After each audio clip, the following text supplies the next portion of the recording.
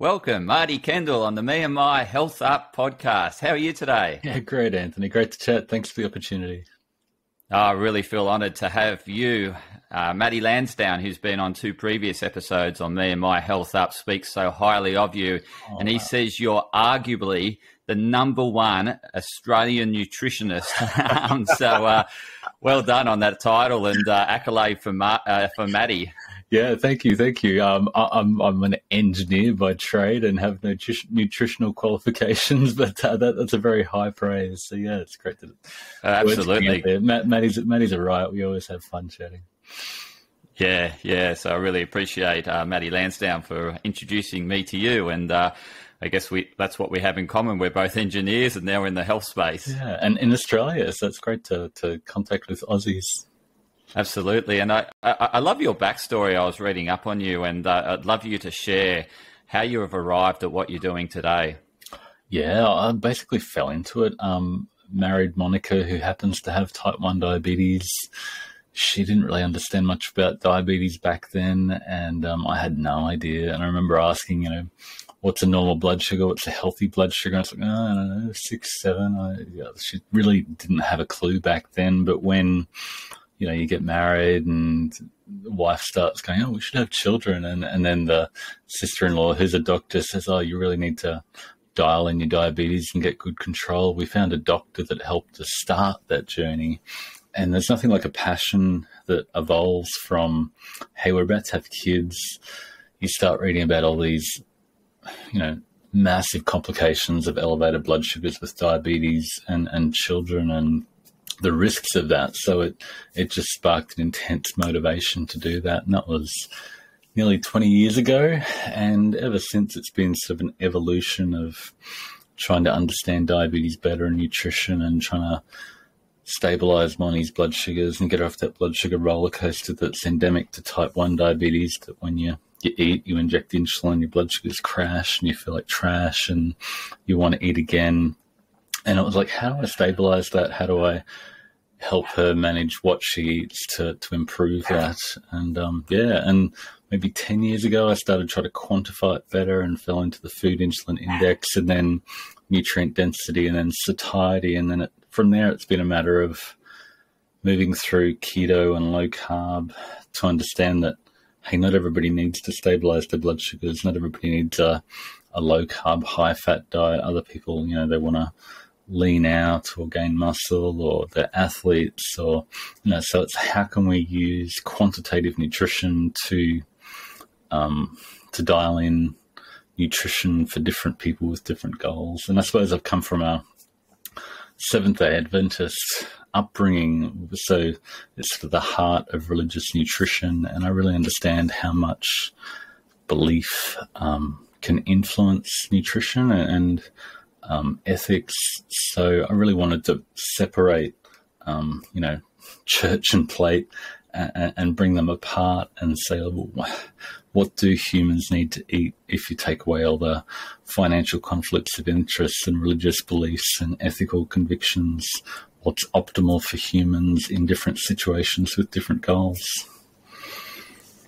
Yeah, wow, it's incredible. And so, you've developed a company called Optimal Nutrition. Yeah, Optimising Nutrition. So it's been a fun journey, and started a blog, and it's just snowballed from there as I published articles and interacted with people, and we had more questions, and I dove into the data more. Incredible. Yeah, and that's what today's topic is data-driven fasting. And I'm really keen to get into that topic because fasting's all the rage at the moment. It takes, a lot of these celebrities are on these sort of 16 and 8 diets and, sharing their results, and other people are jumping on it, and, it seems to gain momentum, and it's a bit of a fad at the moment. But data-driven fasting is new to me. I haven't heard of it, and I'm sure the listeners haven't. And I'd really love you to share let's start with what is fasting, and then we'll get into more data-driven fasting. Yeah, how long is a piece of string, I suppose? It's, fasting is just going without food voluntarily for a period of time, and that could be 2 hours for a lot of people today, or it could be 40 days for some Buddhist monks. Let's say Jesus fasted for 40 days. And so fasting is a really ill-defined topic in a way, which makes it very interesting to understand, what's the minimum effective dose of fasting, in inverted commas, that gets you the benefit you want. And most people are into fasting for predominantly weight loss, I think, and similar with keto, they want weight loss. They don't really want ketones or therapeutic ketosis for Parkinson's or epilepsy, etc.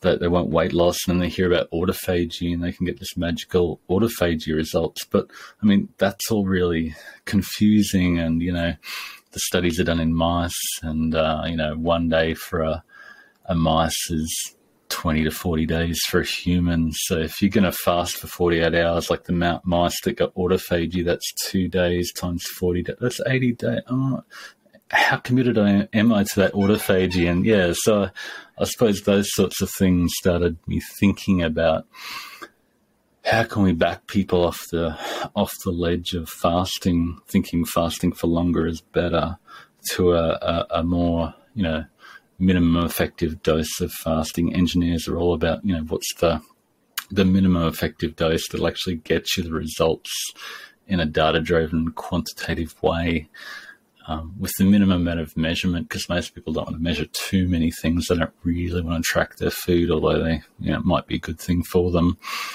They just want the simple, quantitative, biohacky type solution. So yeah, coming from a diabetes background and looking at blood sugars, tracking blood sugars to guide when you eat makes a whole lot of sense to me.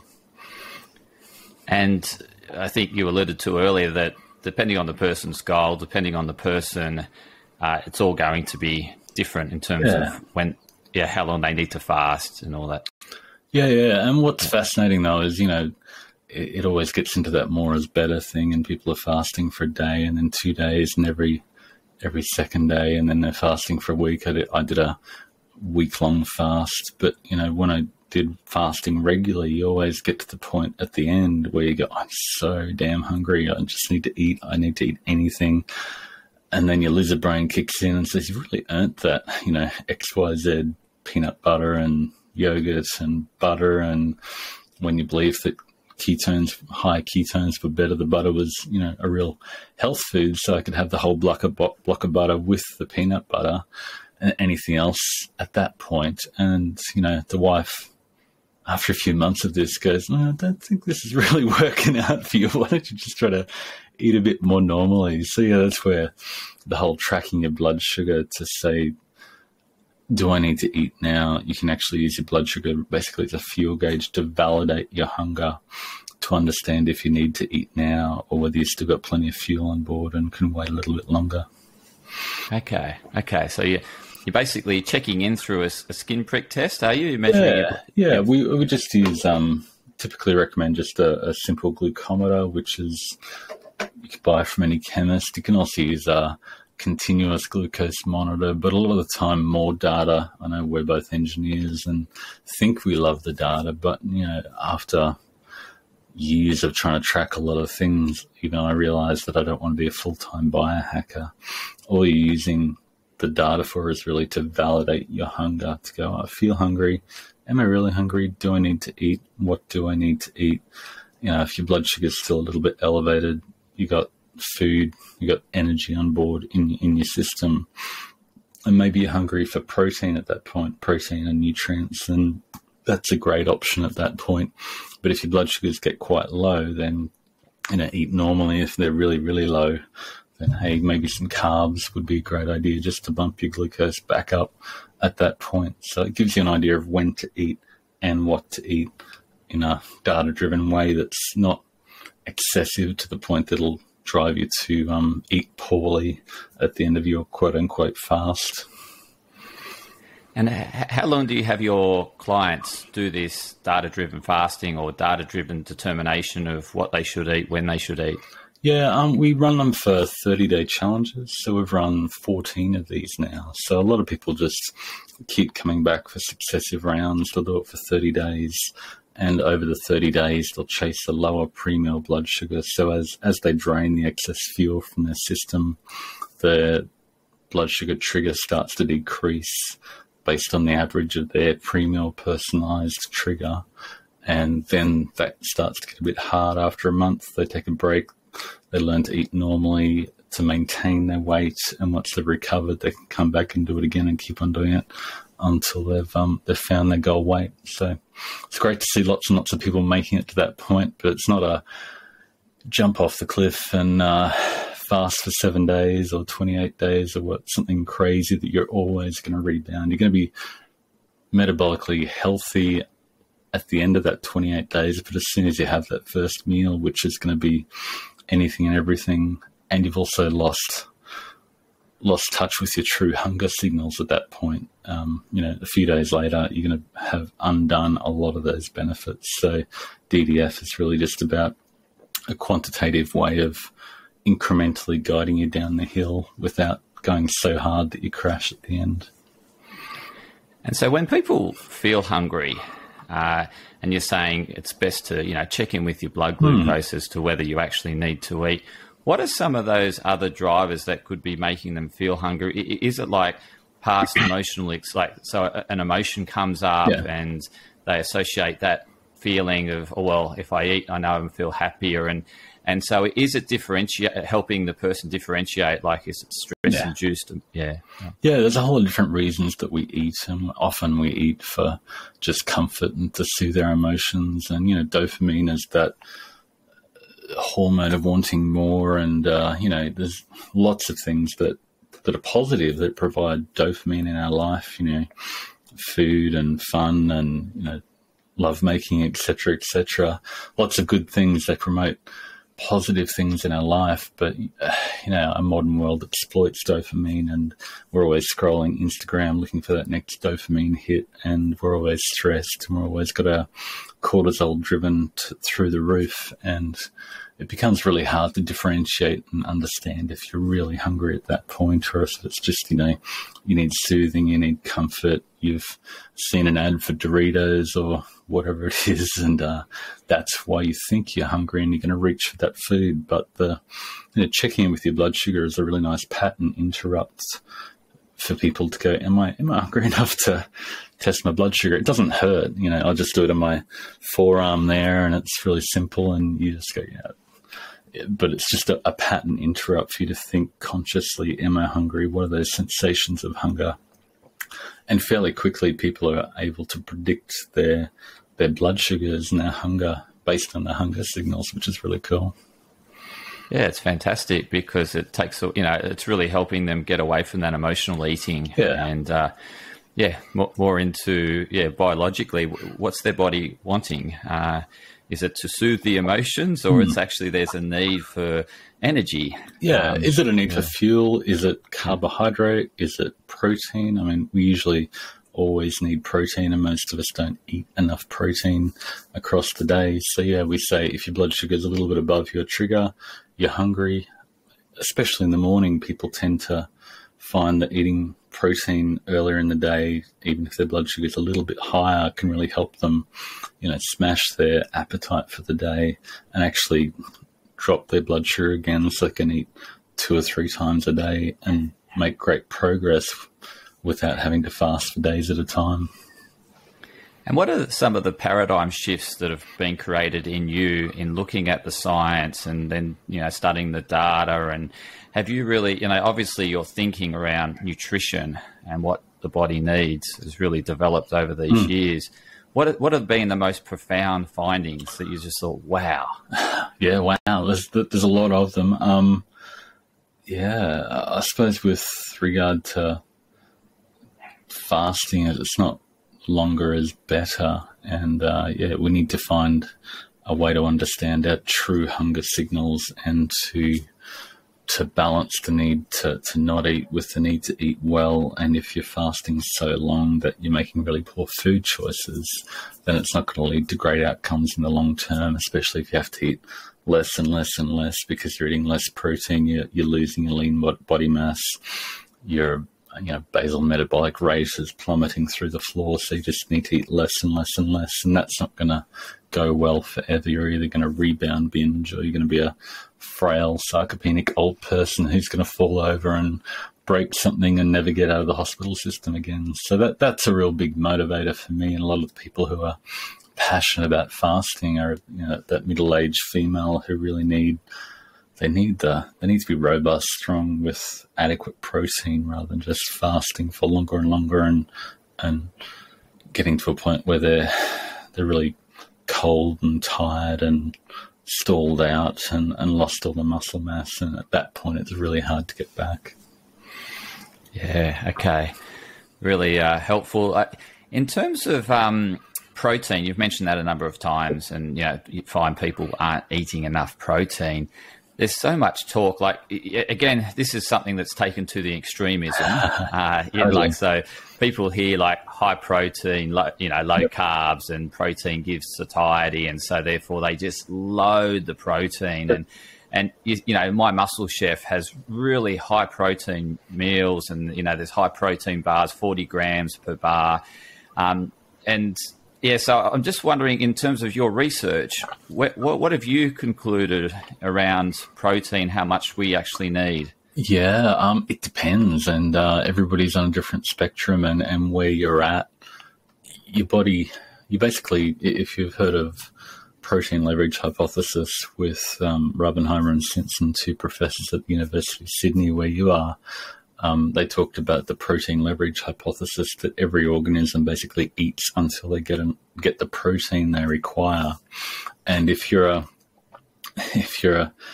middle-aged lady who's smaller with a lot less muscle mass, you'll crave less protein. If you're a large bodybuilder who's just done a massive workout, they'll crave more protein than that little old lady. So it really depends, and it's unique. And that's where I'm a massive fan of Ted Naiman as well, and his high protein to energy ratio. But people hear that high versus low and get quite confused and think they need to jump from where they are to this other extreme. And jumping to that other extreme tends to be difficult because, if you jump from 10% protein to 60% protein, your body's going to go, hey, this protein stuff's really hard to convert to energy in my body. Give me some fat and carbs, please, or I'm just going to, go out mindlessly to 7-Eleven and buy the pizza and donuts and everything, and you're going to feel like a failure and full of guilt. So that's where I suppose we, with our macros masterclass, just guide people to say, hey, what are you currently eating? Let's look at that. You're probably getting close to enough protein, but most people are gravitating to too much fat and carbs. So rather than massively increasing the protein, it's a matter of, let's dial back your fat and carbs a little bit. Again, if your blood sugar's elevated, let's maybe dial back your carbs a little bit so your blood sugars are more stable in a healthy range. And then it's not high protein, but prioritize protein at every meal, and then look to dial back the energy from fat and carbs so you can reduce your blood sugar and your body fat. So, and that just leads people in a really sustainable way to, over the long term, reach their body fat goals.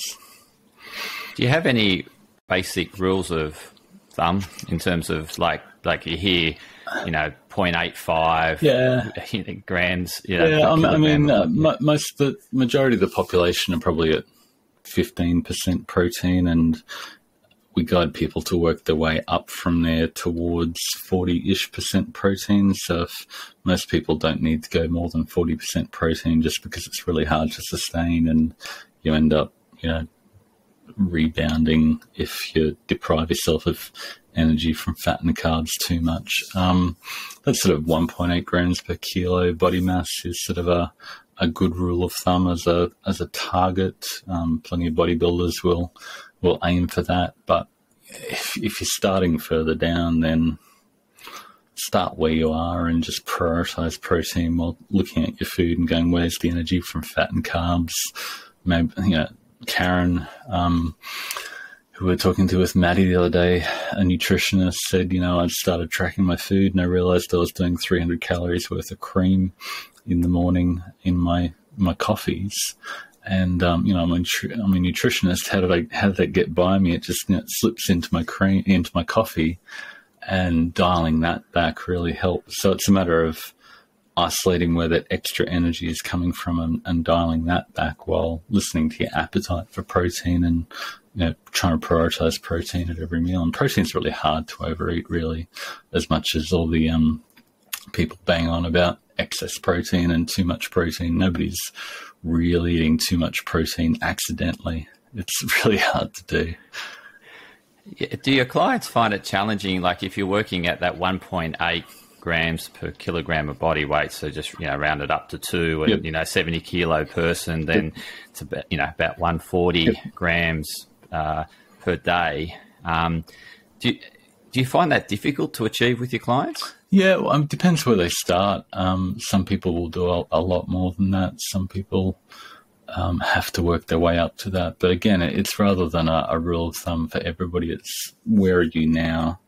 Let's take your habitual diet that you eat based on your activity levels and your metabolism and your body composition, and prioritize protein while dialing back the fat and carbs. And if you're hungry, then the first stop should be the protein-focused meal. So, yeah, it's definitely a challenge, but most people, especially from a keto diet background, find that they're going, hey, I didn't realize I was eating that much fat in my diet. And once they dial that back, the protein percentage increases. Yes, and just wanted to get back to the fasting subject. Do you find it works better in terms of gender? Does it work better with a population of gender compared to the other, or is it really purely down to that individual level? Yeah, I mean, females are definitely more interesting just because in the second half of the cycle after ovulation, basically the body is preparing for a pregnancy. It thinks it might be pregnant. So there's a little bump up in energy requirement, maybe 2%. And the body craves often more animal-based protein was one study I found, but really it's more protein, more carbs and more fat, just a little bit more. And the insulin resistance will bump up to facilitate growth, and blood sugars will bump up a little bit as well. So the main factor is just to guide females that in that week and a half after ovulation before menses, it's a matter of just understanding that that's what the body is doing and just being gentle, prioritizing good food, a little bit more good food during that period. And after that, they can go hard and, focus on nutrient density more with less energy and accelerate the weight loss through that time. Yeah, so it's really working with the female cycle, and then that's when you start seeing really, promising results. Yeah, definitely. The females are a little bit more confusing and more challenging, and but a lot of the people we work with are postmenopausal females as well, and therefore it's a little bit simpler and less complex, and they especially because of the hormonal changes through menopause become more insulin resistant, and again that's a matter of feeding the muscle and losing the body fat and finding that balance. Yeah, so you've just touched on insulin resistance. It's a really topical subject in itself. One of my another passion bugbear for me. Yeah, so let's get into insulin resistance. I think it's probably good to talk about how people can improve their insulin sensitivity. Yep. So I'd really love you to share. Yeah, that was probably another thing I was thinking of when you said what are the biggest surprises and realizations from tracking my wife's blood sugars and insulin. I mean, every week I'll go through and update her basal profile and her closed loop insulin pump like a good engineer. And, as of December, my son also became type 1 diabetic, which is sad, but, we're well prepared for it, I suppose. It's the right family to happen. Unfortunately, it runs in the family. But the biggest thing that was a surprise for me was that 70 to 80% of their insulin required each day is just to hold their body together. It's the basal insulin that they require whether or not they eat. it's only 20 to 30% of the daily insulin requirement is around the foods they eat. A lot of the time we focus on insulin resistance, avoid carbs and you'll be good, and just eat a whole lot more fat. But what I've realized is the bigger you are, the more fat you're carrying on your body, the more your body needs to increase the basal insulin. So insulin, in my mind, is really just it's an anti-catabolic hormone that stops the body breaking down. So it's like a dam wall that holds back the energy in storage. And when you stop eating, insulin drops and energy flows from storage into your body. Insulin can work to push energy into your cells when blood sugars get really high, but most of the time in a healthy body, it's working to just hold that energy back in storage. So the real focus, if you believe you're insulin resistant, your blood sugars are elevated, is to not avoid carbs and switch them for fat. Stabilizing your blood sugars with a lower carb diet can be really helpful, but it's really, how do I find a way to eat that improves satiety so I'm not wanting to eat all the time and I can lose body fat, and then your basal insulin levels drop. So that's the key to reversing insulin resistance. Okay, so it's not to eat regularly. It's essentially just eating when you need to eat, and you can reduce that regularity of needing to eat by eating nutrient-dense meals. Yeah, and you know, it's really hard to overeat the high satiety, nutrient-dense, protein-focused meals. Those are really hard to overeat, whereas if you get into the peanut butter or bacon or whatever, those foods are really easy to keep on eating and eating and eating. But there's a stop mechanism on the high protein, nutrient-dense foods, because A, they're really bulky, but B, they give your body what it needs. And once your body gets what it needs, it goes, okay, I'm satisfied, my cravings are fulfilled, and I don't need to keep seeking out more food. Similar to the protein leverage, that we keep on eating until we get enough protein. We keep on eating until we get enough sodium, potassium, calcium, and all the other vitamins and minerals. So if you can pack more of those vitamins and minerals into your available calorie budget, then your body's going to be satisfied and eat less. So once you do that, then the insulin drops and the stored energy flows into your bloodstream to be used. And once you've got plenty of energy in your bloodstream, your body goes, hey, I'm not really interested in eating. You don't dream of the cupboard and the fridge and mindlessly, you know, like a zombie, go for the fridge and just go, what am I going to eat next? You just forget about food and you're not interested. Now, I know the listeners are thinking, what is nutrient-dense protein? Could you give us some examples? I mean, nutrient density in general is just a matter of packing all of the nutrients, which is amino acids, vitamins, minerals, and essential fatty acids, into your available calorie budget. So nutrient-dense proteins would be more amino acids with less energy, so less fat. So you think of your leaner cuts of meat, etc., will give you more protein with less energy. And if you want to lose body fat, then you need to cut back the dietary fat, and they tend to be more satiating per calorie. But again, it's a matter of finding that balance of, hey, I'm not going to cut it back from eating the fatty ribeye to the leanest cut overnight. It's, you know, let's dial back the extra added fat and let's maybe choose slightly leaner cuts. And most people make great progress just continuing that. And if you're making 0.5% to 1% weight loss per week, that's great. Keep on riding that. Don't push it harder until you need to, unless you get to, you know, you want to be on stage as a bodybuilder and need to really dial it back and dial back your energy from fat and carbs. But yeah, nutrient density is my other passion project of how do we quantitatively pack enough of all the essential nutrients into your available calorie budget, so your body goes, I've had enough energy for today, and I'm chill, and I'm going to get on with living my life rather than always dreaming of food and feeling addicted to food. And yeah. And I know now the vegan listeners or the plant-based listeners have really got their ears pricked thinking, okay, you've mentioned lean meat as a nutrient-dense source of protein. I don't eat lean meat. I eat plant protein. And we all know that plant protein comes with, it always couples with carbohydrates. So how does it work for them? Yeah, I mean, you can definitely get supplements that, the soy-based protein will give you a fairly good amino acid profile with less energy. But yeah, it is true that legumes and mushrooms contain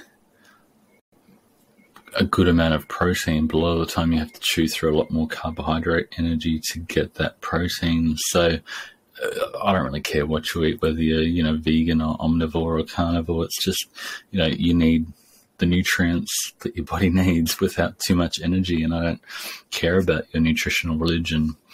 But I think that principle still applies. But if you're a vegan, plant-based preference person, then you need to be more intentional about that. And the problem, I think a lot of people, there are small communities of whole food plant-based people who don't add any oil to their green leafies and just eat fruit. And if those foods are really hard to overeat, but as soon as you start bringing the added oils, you can have a plant-based diet that's just donuts and Doritos and everything in the center aisles of the shops that is the worst thing for you. I mean, our entire industrial food system is plant-based, that they combine refined vegetable oils, refined sugars, and refined grains together with colors and flavorings that just, hit all our bliss points and make us want to keep eating more and more and more of them. That's plant-based. So, that's one of my other passion topics is, what does plant-based mean to you? And there's an interesting agenda there going back to the Seventh-day Adventist and, that them combining with ethical vegans and big food who make a lot more profit out of engineered, hyper-palatable junk food that is plant-based with, plenty of artificial flavors and colorings and synthetic fortified vitamins that make you, those fortified vitamins just give you enough nutrition so you don't feel the cravings for the meat and veggies and seafood that you really need to give you the full spectrum of nutrients that is really going to nourish your body. Meanwhile, you're chowing down on the Doritos and the breakfast cereals, and that's going to give you limited satiety and make you feel addicted to them effectively.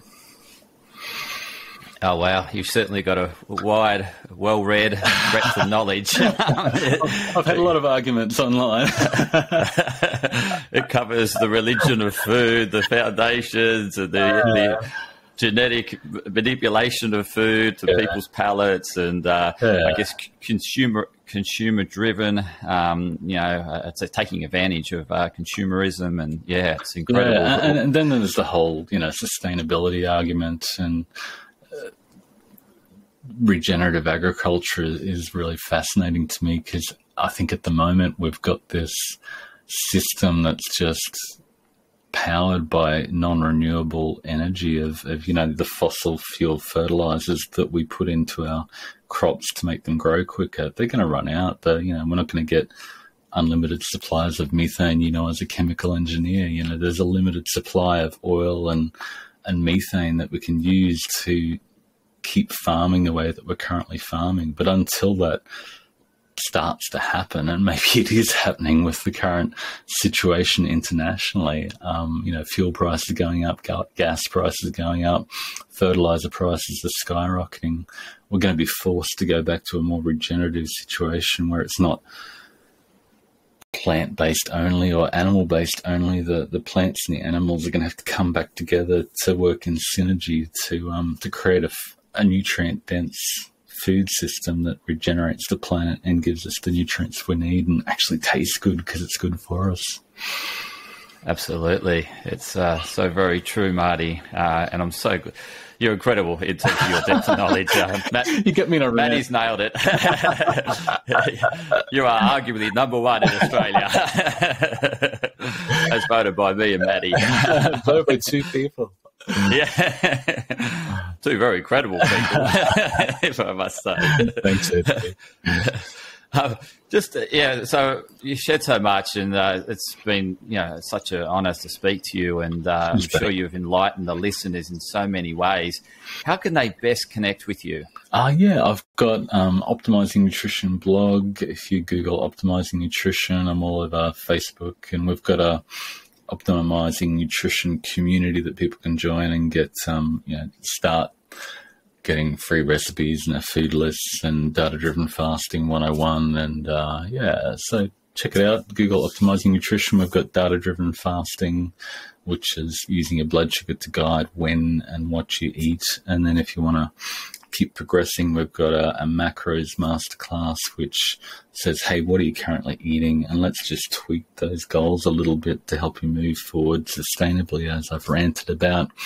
And then we've got a micros masterclass that's sort of the upper level of, let's take it to the nth degree and guide you to find all the nutrients you need in your energy budget each day. And just the magic happens then, and people go, I've lost interest in food. I'm so full and this food tastes great. And so I just love the journey, and a real honor to chat about it and share it with you today. Thank you, Marty. And I'll include all those links that you mentioned, to your Facebook group, to your programs in the show notes. So listeners, just go directly to the show notes and you'll find the link that you're looking for. And Marty, I'd love you to share with us just your top tips around nutrition, whether it be the top three. Let's do top three. Yeah, wow. Prioritize protein. Just try to find each meal, get enough protein. Prioritize nourishing your body. Food isn't, dieting shouldn't be a deprivation where you're trying to, hold yourself back from the foods that you love, but, see it as a nourishing your body with the foods you'll give it to thrive, and take it sustainably, because I just see so many people in the diet space want to get there overnight, and if they're not making the progress that they see in those silly advertising photos of these overnight magical successes, throw the money at me. They think they're not winning, but 0.5% to 1% per week over the long term is sustainable, and you can make really good progress, and that will get you to the goal, and then you'll be able to maintain because you've learned to eat well on the way down. So just develop habits that lead you in that direction. Awesome. I love those top three tips. And just to reiterate them, prioritize your protein. And secondly, nutritional dense foods. So eat real food that Marty spoke about in the episode. And thirdly, just really take a sustainable approach. As Marty said, focus on the habits, creating positive change, start incrementally. Marty's got programs that help you start out just with the basics. And as he mentioned throughout the episode, just start incrementally increasing your protein. Don't try to go from zero to hero overnight. So it never ends well. No, as you said, like people think, more fasting the better, and they just get this stronger propensity to want to eat carbs and fat. Yeah, exactly. And they end up eating a block of butter. So it's been such an honour to speak to you, Marty. And Matty Lansdowne, I appreciate the connection. I'm really grateful for this connection to Marty. It's been wonderful to have on the me&my Health Up podcast show. And you also got a podcast. Please share that too. Optimising Nutrition podcast. Taking a bit of a hiatus for the moment, but got a podcast. It's a whole lot of fun, like you said, connecting with people all over the world and making great friends and sharing the journey. So it's great. Yeah, so tune in to Marty's podcast, Optimise Nutrition. And thank you once again, Marty. And thank you to the listeners for tuning in to another insightful episode of me&my Health Up. I really appreciate you listening in, providing feedback, and keep that feedback coming, because it's really inspiring me to continue on my journey to find the answers for you. So thank you. Thanks, Anthony.